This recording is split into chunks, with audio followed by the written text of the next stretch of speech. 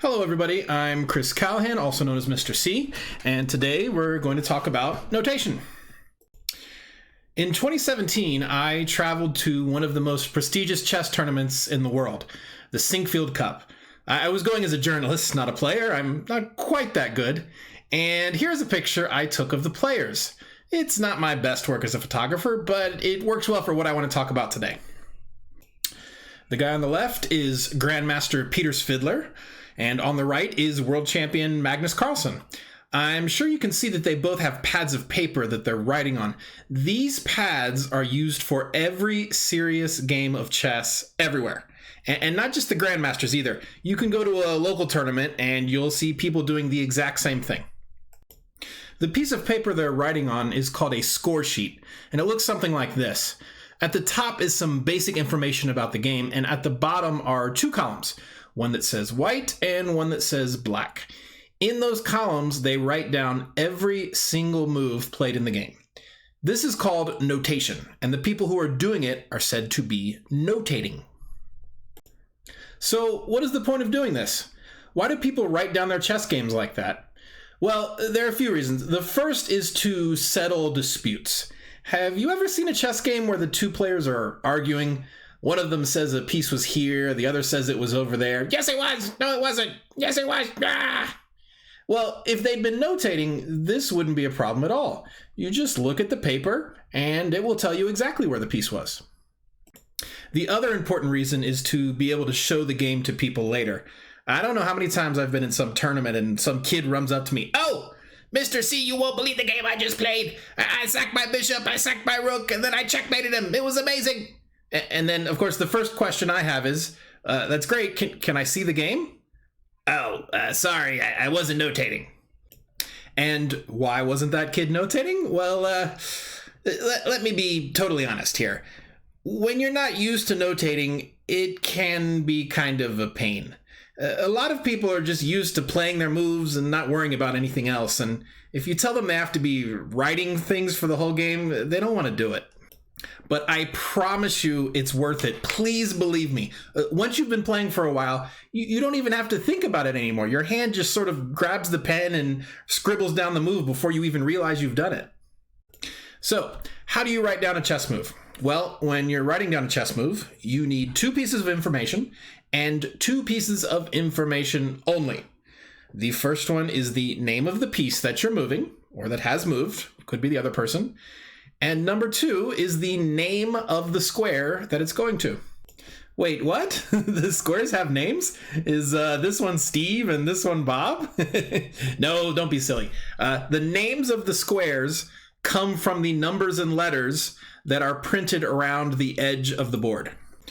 So for example, this square here is called G4. And I find that out by going to the bottom of the board, and I find the G, and I go to the side of the board, and I find the 4. That's G4. This square right here, let's go down, there's an F, we go across, that's F7.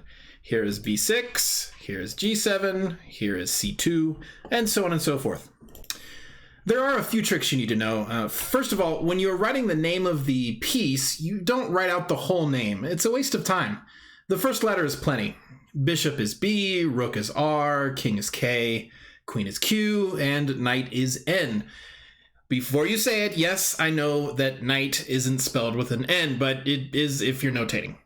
This means you never have to write more than 3 letters for every move. It's so easy. Why wouldn't you do it? You may have noticed that I didn't mention pawns, and that's because for pawns, we don't put any letters at all. Really saving time with that one, huh? So when a pawn goes to E4, you don't write pawn to E4, you don't write P to E4, you just write E4.